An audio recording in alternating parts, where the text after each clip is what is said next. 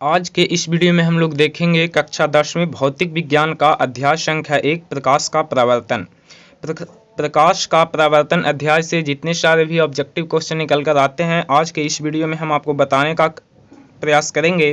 तो चलिए वीडियो को लाइक कर दीजिए। चैनल पे पहली बार आए हैं तो चैनल को सब्सक्राइब करके साथ में नोटिफिकेशन बेल आइकन को प्रेस कर लीजिए ताकि जब भी हम वीडियो अपलोड करें तो उसका नोटिफिकेशन आपको मिल जाए।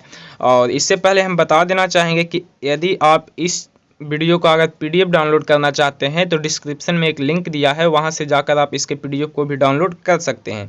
तो चलिए सबसे पहले आज का हमारा सबसे पहला क्वेश्चन है यहाँ पे कि गोलीय दर्पण के परावर्तन पृष्ठ की वृत्ताकार सीमा रेखा का व्यास कहलाता है। यानी गोलीय दर्पण के जो परावर्तन पृष्ठ की वृत्ताकार सीमा रेखा है उसका व्यास जो है क्या कहलाता है, तो उसका व्यास जो है वक्रता त्रिज्या कहलाता है। Option number B. तो पहला का right answer option number B हो जाएगा। गोलीय दर्पण के परावर्तन पृष्ठ की वृत्ताकार सीमा रेखा का व्यास वक्रता त्रिज्या कहलाता है। Option number B. अब हमारा दूसरा नंबर क्वेश्चन है यहाँ पे कि दंत विशेषज्ञ किस दर्पण का उपयोग मरीजों के दांतों का बड़ा प्रतिबिंब देखने के लिए करता है। यानी दंत विशेषज्ञ जो होते हैं, दांत के जो डॉक्टर होते हैं, वो अपने मरीज के दांत को देखने के लिए किस दर्पण का उपयोग करते हैं। तो इसका right answer option number B हो जाएगा, अवतल दर्पण। चूंकि अवतल दर्पण एक ऐसा दर्पण है जो छोटे से छोटे वस्तुओं को भी बड़ा दिखाता है। छोटे से छोटे वस्तु का प्रतिबिंब भी अवतल दर्पण में बड़ा बनता है। तो इस कारण से घड़ी साज हो गया, दंत विशेषज्ञ हो गया, ये सब जो होते हैं अवतल दर्पण का प्रयोग करते हैं। तो दूसरा का right answer option number B हो जाएगा। अब हमारा 3 नंबर क्वेश्चन यहाँ पे है, यदि किसी बिंब का प्रतिबिंब का आवर्धन ऋणात्मक हो तो उस प्रतिबिंब की जो प्रकृति होगी क्या होगी। यदि किसी वस्तु का अगर प्रतिबिंब जो है उसका आवर्धन अगर ऋणात्मक होता है तो उस प्रतिबिंब की जो प्रकृति होगी वो क्या होगी। तो उस प्रतिबिंब की जो प्रकृति होती है वो वास्तविक होता है और उल्टा होता है। तो तीसरा का right answer option number A हो जाएगा, वास्तविक और उल्टा। तीसरा का right answer option number A हो जाएगा। अब हमारा 4 नंबर क्वेश्चन यहाँ पे है कि निम्नलिखित में कौन उत्तल दर्पण की फोकस दूरी है जिसकी वक्रता त्रिज्या 32 सेंटीमीटर है। आप सभी लोगों को थ्योरी पार्ट में बताया गया है कि यह जो क्वेश्चन है एक सूत्र पर निर्भर करता है, F बराबर R बटा 2। F बराबर R बटा 2। तो देखिए यहाँ पे बोल रहा है कि निम्नलिखित में कौन जो है उत्तल दर्पण की फोकस दूरी है। यहाँ पे 4 ऑप्शन दिए हैं आपको। ऑप्शन ए है +8 सेंटीमीटर, ऑप्शन बी है -8 सेंटीमीटर, ऑप्शन सी है +16 सेंटीमीटर और ऑप्शन डी है -16 सेंटीमीटर। तो कहता है कि निम्नलिखित में से कौन जो है उत्तल दर्पण की फोकस दूरी है। तो यहाँ पे F बराबर हो जाएगा 32/2 यानी कि 16 आंसर हो जाएगा। तो 4 का right answer option number C हो जाएगा, +16 सेंटीमीटर। अब हमारा 5 नंबर क्वेश्चन कुछ इस प्रकार से है कि परावर्तन के नियम से निर्धारित होता है। परावर्तन के नियम से निर्धारित होता है। ऑप्शन ए है आपतन कोण बराबर परावर्तन कोण, ऑप्शन बी है परावर्तन कोण बराबर अपवर्तन कोण, ऑप्शन सी है आपतन कोण बराबर विचलन कोण और ऑप्शन नंबर डी है इनमें से कोई नहीं। तो आप सभी लोग पढ़े होंगे कि आपतन कोण बराबर परावर्तन कोण होता है। यदि आपतन कोण 30 डिग्री हो तो परावर्तन का कोण भी 30 डिग्री हो जाएगा, या फिर परावर्तन का कोण अगर 30 डिग्री हो तो आपतन का कोण भी 30 डिग्री हो जाएगा। तो 5 नंबर क्वेश्चन का जो राइट आंसर होगा ऑप्शन नंबर ए हो जाएगा। परावर्तन के नियम से जो होता है कौन सा होता है, आपतन कोण बराबर परावर्तन कोण। तो 5 का right answer option number A हो जाएगा।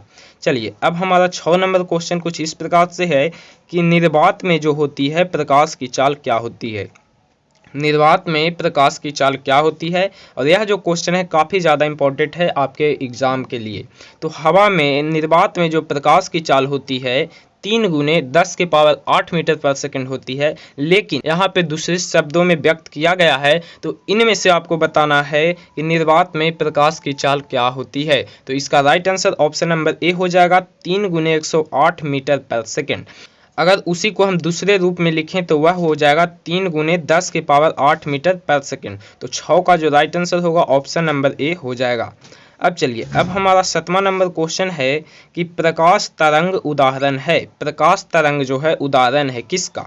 ऑप्शन ए है ध्वनि तरंग का, ऑप्शन नंबर बी है विद्युत चुंबकीय तरंग का, ऑप्शन नंबर सी है परावैगनी तरंग का और ऑप्शन डी है पराश्वैत तरंग का। तो 7 का जो राइट आंसर हो जाएगा ऑप्शन नंबर बी हो जाएगा, विद्युत चुंबकीय तरंग का। प्रकाश तरंग विद्युत चुंबकीय तरंग का उदाहरण है, या हम कह सकते हैं कि प्रकाश तरंग एक प्रकार का विद्युत चुंबकीय तरंग है। तो 7 का right answer option number B हो जाएगा, प्रकाश तरंग उदाहरण है विद्युत चुंबकीय तरंग का। चलिए अब हमारा 8 नंबर क्वेश्चन है कि प्रकाश के परावर्तन के कितने नियम है। बहुत ही आसान क्वेश्चन है लेकिन काफ़ी ज़्यादा इंपॉर्टेंट भी है, बिकॉज यह जो क्वेश्चन है आपके परीक्षा में काफ़ी बार पूछा जा चुका है। तो 8वां नंबर क्वेश्चन कहता है कि प्रकाश के परावर्तन के कितने नियम हैं। तो प्रकाश के परावर्तन के 2 नियम है, ऑप्शन नंबर बी हो जाएगा, प्रकाश के परावर्तन के 2 नियम हैं। तो 8 का right answer option number B हो जाएगा। चलिए अब आपका 9वां नंबर क्वेश्चन आपके होम स्क्रीन पे है कि किस दर्पण में बड़ा प्रतिबिंब बनता है। किस दर्पण में जो है बड़ा प्रतिबिंब बनता है। तो मैंने आपको पहले भी बताया कि या तो घड़ीसाज हो गए, नाई हो गए, या फिर दंत विशेषज्ञ हो गए, ये सब जो होते हैं अवतल दर्पण का प्रयोग करते हैं। क्योंकि अवतल दर्पण में छोटे से छोटे वस्तुओं का भी प्रतिबिंब जो होता है बहुत बड़ा बनता है।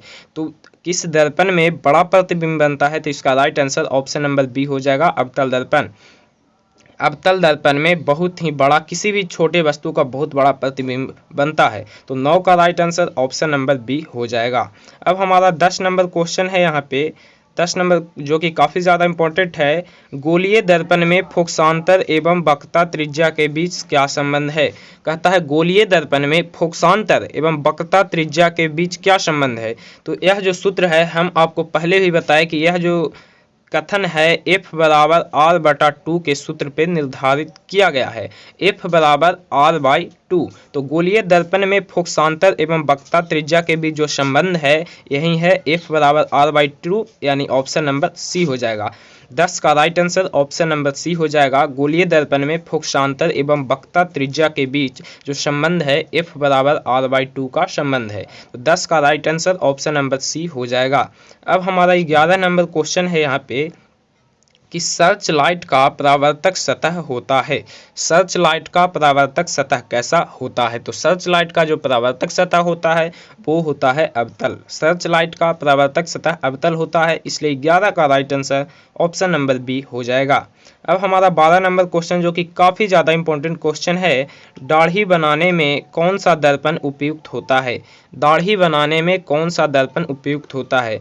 इसका जवाब हम आपको नहीं बताएंगे, इसका जवाब आपको कमेंट करके देना है। चूँकि इस क्वेश्चन का जो आंसर है हम पहले काफ़ी बार आपको बता चुके हैं, तो इसलिए इस क्वेश्चन में आपको ही इसका आंसर आपको खुद से देना है।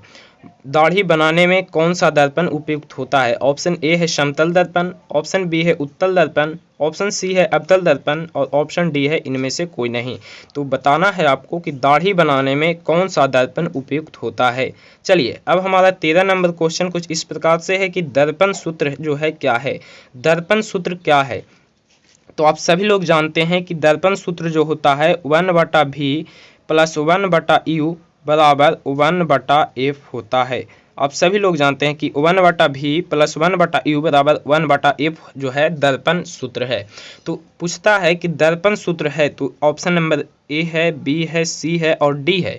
तो इन चारों ऑप्शन से आपको बताना है। तो इसका right answer option number D होगा, चूंकि ऑप्शन नंबर डी में दिया हुआ है कि 1/v + 1/u बराबर 1/f। तो 13 का जो राइट आंसर होगा ऑप्शन नंबर डी हो जाएगा, 1/v + 1/u बराबर 1/f जो है दर्पण सूत्र है। तो 13 का right answer option number D हो जाएगा।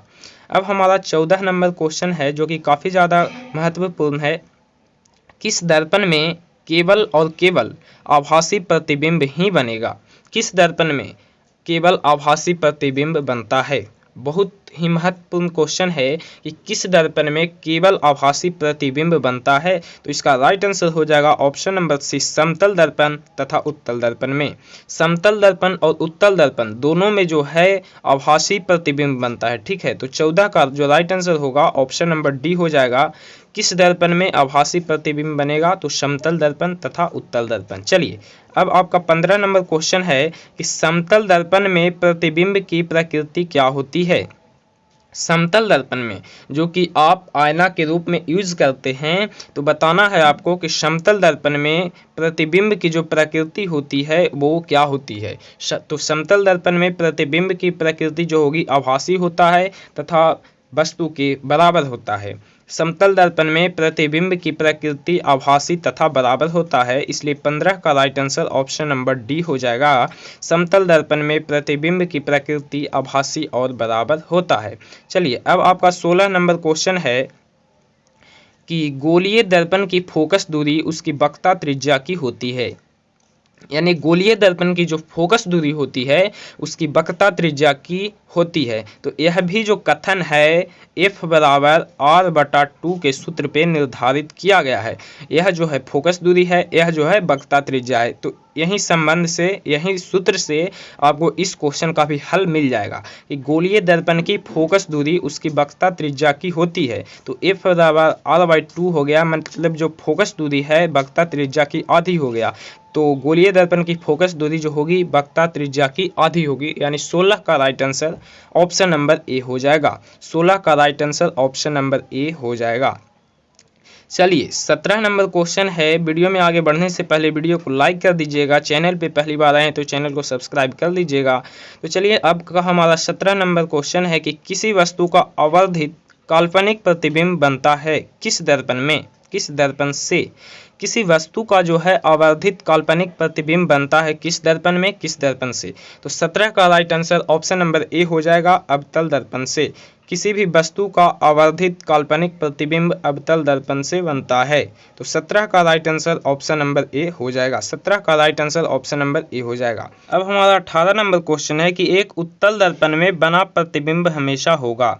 एक उत्तल दर्पण में बना प्रतिबिंब हमेशा क्या होगा। ऑप्शन ए है वास्तविक और हास्वित, ऑप्शन बी है काल्पनिक और हास्वित, ऑप्शन सी है वास्तविक और आवर्धित और ऑप्शन डी है काल्पनिक और आवर्धित। तो आपको बताना है कि 18 का राइट आंसर क्या हो जाएगा। तो इसका right answer option number B होगा, काल्पनिक और हास्वित। एक उत्तल दर्पण में बना प्रतिबिंब हमेशा काल्पनिक और हास्वित होता है। तो 18 का right answer option number B हो जाएगा।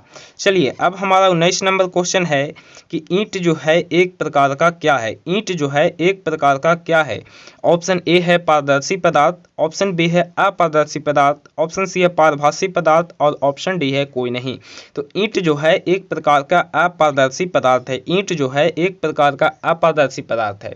अपारदर्शी पदार्थ कहने का मतलब हो गया कि जिसके आर पार दिखाई न देता हो। तो ईंट जो है एक प्रकार का अपारदर्शी पदार्थ है। तो 19 का right answer option number B हो जाएगा। अब हमारा 20 नंबर क्वेश्चन है जो कि लास्ट क्वेश्चन है। यहाँ पे देख लेंगे, हमारी आंखें जो देख सकती है वो वस्तुएं होती हैं। हमारी आंखें जो देख सकती है वो वस्तुएं क्या होती है। ऑप्शन ए है दीप्त वस्तुएं, ऑप्शन बी है प्रदीप्त, ऑप्शन सी है दीप्त या प्रदीप्त और ऑप्शन डी है इनमें से कोई नहीं। तो हमारी आंखें जो देख सकती है दीप्त वस्तुएं हो जाएगी, लेकिन दीप्त का ही दूसरा नाम जो है प्रदीप्त भी है। तो 20 का right answer option number C हो जाएगा, दीप्त या प्रदीप्त दोनों। हमारी आंखें जो देख सकती है वो दीप्त भी हो सकती है या प्रदीप्त भी हो सकती है। तो 20 का right answer option number C हो जाएगा। तो आशा करते हैं हमारी यह वीडियो बहुत ही अच्छी लगी हो। अगर अच्छा लगा हो तो इसे लाइक करिएगा। चैनल को अभी तक सब्सक्राइब नहीं किए हैं तो चैनल को सब्सक्राइब करके साथ में नोटिफिकेशन बेल आइकन को प्रेस कर लीजिएगा, ताकि जब भी हम वीडियो अपलोड करें या लाइव क्लास करें तो उसका नोटिफिकेशन आपको मिल जाए। और सबसे महत्वपूर्ण बात कि अगर आप इस वीडियो का PDF अगर डाउनलोड करना चाहते हैं तो डिस्क्रिप्शन में एक लिंक दिया है, वहां से जाकर आप इसके PDF को भी डाउनलोड कर सकते हैं। तो मिलेंगे अगले वीडियो के साथ, तब तक के लिए जय हिंद, धन्यवाद।